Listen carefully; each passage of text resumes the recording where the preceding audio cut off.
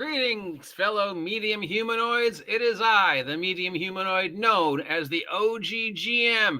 And once again, we're talking about this because it's a way bigger story than I thought it would be. And it's getting way more attention than I expected it to, and way more attention than maybe Wizards of the Coast expected it to. Most of the attention isn't positive, though. And strangely enough, most of the negative responses to this choice are not from people like me, are not from the OGL OSR crowd, because at this point, we don't care. No, most of the negative responses to this are from the 5e crowd, from the multiple voices who actually play, run, and are invested in 5e going, no, this is not what we want. Now, just to give you a feel of what it is the 5e crowd want from 5e right now, let's just take a look at this week's crowdfunding projects that are coming to an end. This is a 5e product. This is what 5e people want. This is a 5e product. This is what 5e players want. That's not a... This is a 5e product. This is what 5e players want right now. Again, this is what they want. These are the Kickstarters that are making lots of money and getting fulfilled.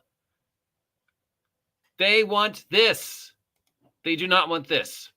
This is what your fan base wants the game to go, the direction. They want this. Look how many crowdfunding, look how many Kickstarters, look how many products that are coming out every week that are embracing this darker, more realistic, more OSR, more whatever style of games.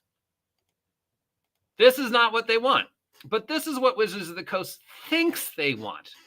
And this is how they are presenting the characters for the movie.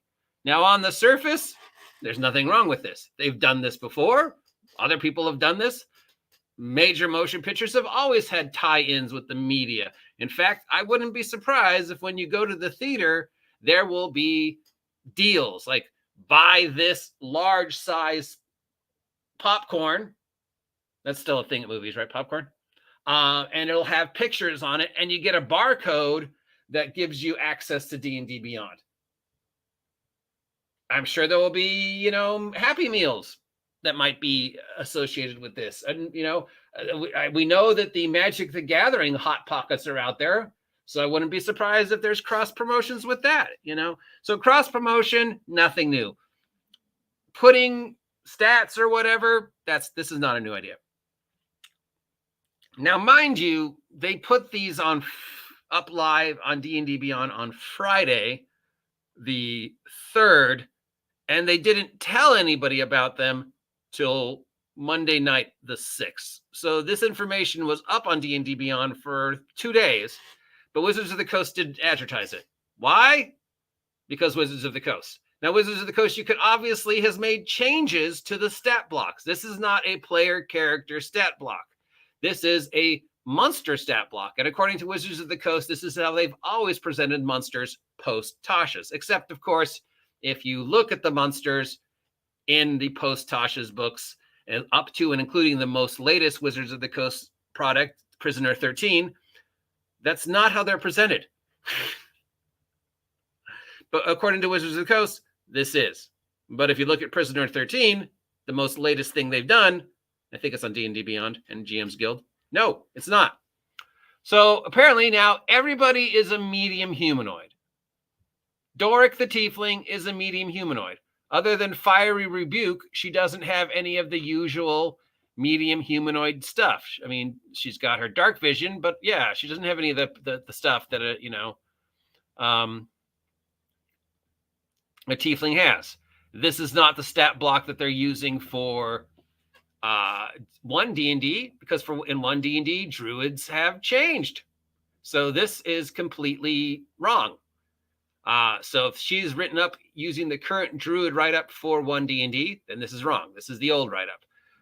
All her numbers here reflect D&D before 1 D&D. So she was not written up using the 1 D&D rules. She was written up using the most current version of the 5e rules. But she's not a tiefling. She's a medium humanoid druid, and she's a 16d8 plus 32 CR5. So I don't know where this math comes from because she's a CR5. 5 times 2 is 10. So that should be plus 10, right? She got 2 extra hit points every level. Let's assume she had max at first.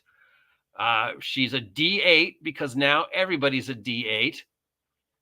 And somehow a CR5 has 16 D8 plus 32 hit points. Okay, fine.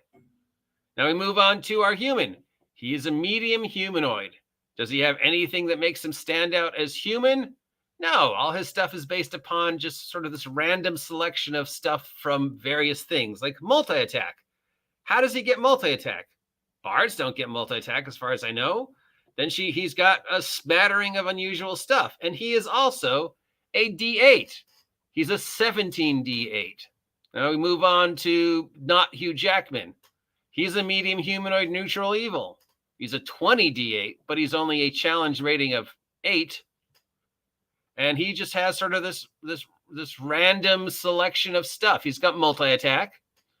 He's got evasion, so I guess he's a rogue. And uncanny dodge, I guess he's a rogue. I guess he's a rogue because he can, I guess he's a rogue. Though nowhere on here does it say rogue.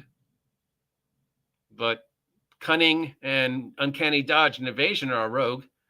Then we got her, who I am now being told she is not a half-orc, that she's just a very angry human in leather armor. Maybe she's a barbarian. But okay, because she's not a barbarian or half-orc. She's a medium humanoid. She's got 16 D8. Notice everybody has D8s. Okay, so she's not a fighter because the hit dice for a fighter is D10. And she's a CR5, but she's got 16 D8. And she just sort of has this hodgepodge of abilities. She's got reckless, which I guess is reckless attack from barbarian, but she doesn't have any of the other barbarian stuff. Well, she's got unarmored defense. It says when she doesn't wear armor, she's wearing armor. And she's got something called wrestle. So she's not a half-orc. She's not green. I thought she was green, but now I'm being told she's not green, though I'm sure in the original trailer she was green, like bright green, but I guess they toned her down to be less offensive or whatever. But she's nothing. She's not a fighter. She's not a barbarian. She has a D8, and again, this guy, the sorcerer, D8, 18 D8. And what is he? Well, he's got dark vision. So is he a half-elf? He's got Fey ancestry, but he's also got multi-attack. And he's got special abilities from like 2 different classes, including a cleric ability. So what is he? Then we have her, our neutral evil wizard, who's a 19 D8. Her abilities are, well, she's got multi-attack 2. She can summon wraiths. She's got meteor swarm, which seems unusual. Well, she's 15th level, so she could have meteor swarm. She's got both necromancer and wizard powers, but she's got multi-attack. She can make 3 attacks around. Then we got the paladin, who is also a D8, but he's got 21 D8, so that's okay. He's got dark vision, so he's not human. Half-elf?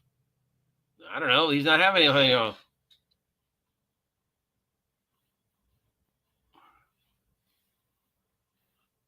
He ages more slowly than a normal human. His longevity has something to do with him being I don't know. I mean, he's half-elf, I guess. Except no. See, the thing is that in order to be inclusive, in order to be not racist, in order to have everybody be the same and nobody feel like they're being left out, it seems like the direction they're going is this, that everybody's just going to be a medium humanoid. Everybody's just going to start with a D8, and then you can pick and choose your abilities based upon your archetype, background, and class. Though it also sort of feels like class is going away. She's a tiefling. It says so in her write-up, but she's no longer a tiefling. So now were this any other game, I'd be down with this. Okay, everybody starts as medium humanoid. Everybody starts with the same hit dice, and then you get whatever build points to sort of build the character the way you want. And there's suggested builds, like the elf build. That sounds really familiar. In fact, that sounds like GURPS and every other game that's done this. Here is your generic blob. All generic blobs start the same. They're all humanoid. And then you can take advantages and disadvantages to build the character you want. Here are some suggested ones, like 20 points gets you the elf, which comes with its own built-in advantages and disadvantages. 40 points gets you tiefling, which comes with its, it's GURPS and every other game that has tried to do this. And on the surface, there's nothing wrong with that. I like that. If they made it simple, I'd be down for that. That's a great idea. It's not Dungeons and Dragons, but it's a great idea. Is this the direction we're going to see with 6th edition in 2024? Is everything they've said so far a lie? Is this testing the waters? Or is this just we're going to present all of the characters from the movies as in an NPC monster bracket with absolutely no explanation other than vague, well, they're all medium humanoids? Does that feel inclusive to you? You're not a tiefling anymore. You're a medium humanoid. Because when everybody is special, excuse me. Excuse me. When everybody sneezes, nobody is special. So if we make everybody a medium humanoid, nobody is offended. So all of you who wanted to be tieflings or half orcs, you're not anymore. You're a medium humanoid. All of you who wanted to take something because they had better hit dice, like a barbarian with their D12, nope. Everybody's just a D8 now. Now, is this what 6E is going to look like next year? I don't know. Is this what 6E should look like next year? Actually, maybe. It's not D&D. This is not Dungeons and Dragons. This is another game using D20, which is fine. I mean, everything on here is fine for any other game that isn't D&D. But it's D&D, and D&D is built around certain purposes. And so now to just sort of, in order to make everybody feel the same, you're taking away the specialness of being a elf or a dwarf or a tiefling, because now everybody's a medium humanoid. And most people don't even have classes anymore. I mean, he's a bard, but if he's a 5th level bard, he'd have way more bardic stuff than this. And this guy's a rogue, except he's not a rogue. He's just a 8th level dude who chose some roguish powers, I guess. I don't even know what she is. Human fighter, human barbarian. She just sort of look like they just sort of picked and chose abilities. Like, here's your 30 points. Pick something, and the player's like, I want that. Same with him. Why do you have dark vision? Why do you have dark vision? I don't know. Will we ever get an explanation? Doubtful. In the long run, doesn't matter. Why are so many people talking about this? Because it's in the news, and it sort of gives us a hint of the direction Wizards of the Coast is going, and the direction Wizards of the Coast wants to go, and the direction we think Wizards of the Coast wants to go. And again, you just look at everything that's on the shelf right now, everything that's coming down the pike, everything that the rest of the 5th edition world is building and creating, and you can see the way the fan base wants the game to go. And it's not this. This is not what they want, guys. And I don't know where this idea comes from. I don't know what you're supposed to do with this. Is this what future characters are going to look like in D&D? Is this what a character record sheet in 6E is going to look like? Is just everybody going to have a D8 and everybody starts as a medium humanoid and then you pick and choose? Which, again, perfectly fine. I mean, that's a perfectly fine idea. It's just not D&D. It's an idea I would use. Dumbed down GURPS. It's just not D&D. If I wanted to play this, I'd play GURPS or another system that used the same idea, like Savage Worlds or any other point-based game. But if I want to play D&D, then I want to get the special stuff that makes each D&D character an individual. But now we've just kind of taken it all away because now everybody's a medium humanoid with a D8 hit points. And why are we doing that? Well, one, it's easier for us to do it that way when we put it on D&D Beyond. Two, these aren't player characters. They're NPC monsters. Or three, we were just lazy. Or four, yeah, this is an experiment. This is what we think D&D is going to look like. Do you like it? I don't know. What do you think they're trying to do here? Do you care?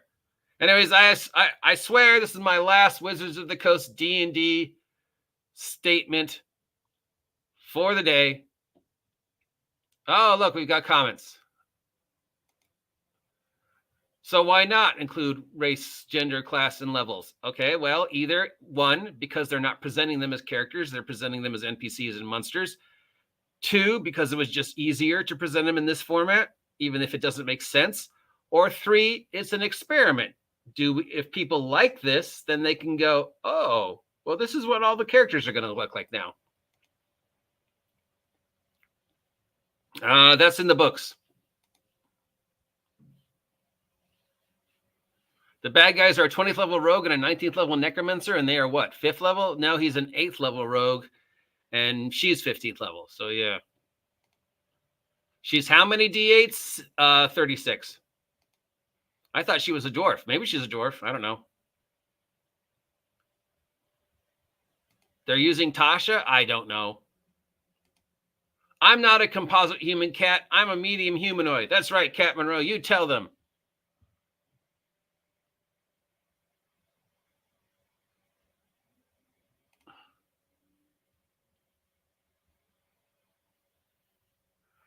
How do you fail? How do you fail this badly? Okay, I mean, again, reason one, these aren't player characters, they're NPCs and monsters, so we are presenting them in the NPC/monster stat block we have been using since post Tasha, except, of course, that's not true. Reason two, it was just easier to present them this way. The math doesn't have to make sense because they're NPCs, and this represents the way they appear in the movie. How come she can make 2 attacks around? She's got multi-attack. And we were lazy. Or 3, hey, did you like the way the characters looked in that article we did on D&D Beyond a couple weeks ago? Is that something you're excited about? What would you guys think if we used it in D&D going forward? Would you want to use this format? Which we is totally original and we didn't steal from GURPS?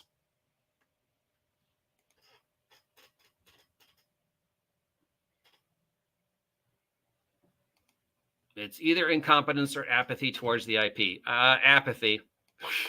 I think we've shown that they're doing the least amount of work.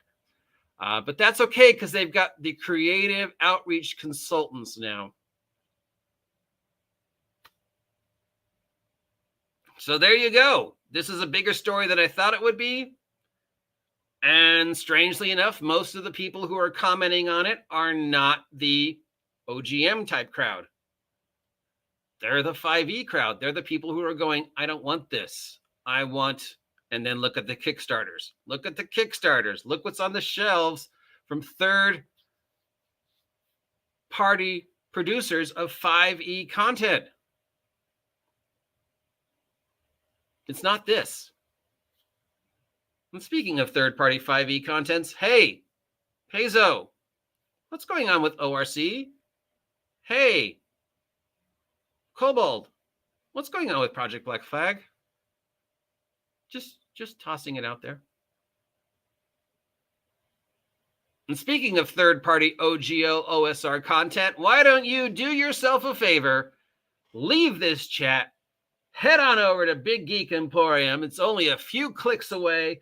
Go to the OGGM merch store and buy my amazing merch, $2 a piece for 10 or more pages of delicious OSR, OGL, Minion, Monster Madness. Get them while they're hot. Ask DM Kurt. He's got a few of them. They are exciting. They're amazing. They're gluten-free and non-GMO. They're the thing everybody should own. So instead of listening to me talk here, do not walk, run to your nearest Big Geek Emporium and buy my merch. Till next time, I have been the OGGM. If you appreciate this nonsense, let me know. Please take a moment to subscribe if you haven't subscribed yet, and I will talk to you later. And I promise this is the last Wizards of the Coast thing we're going to talk about today. See ya!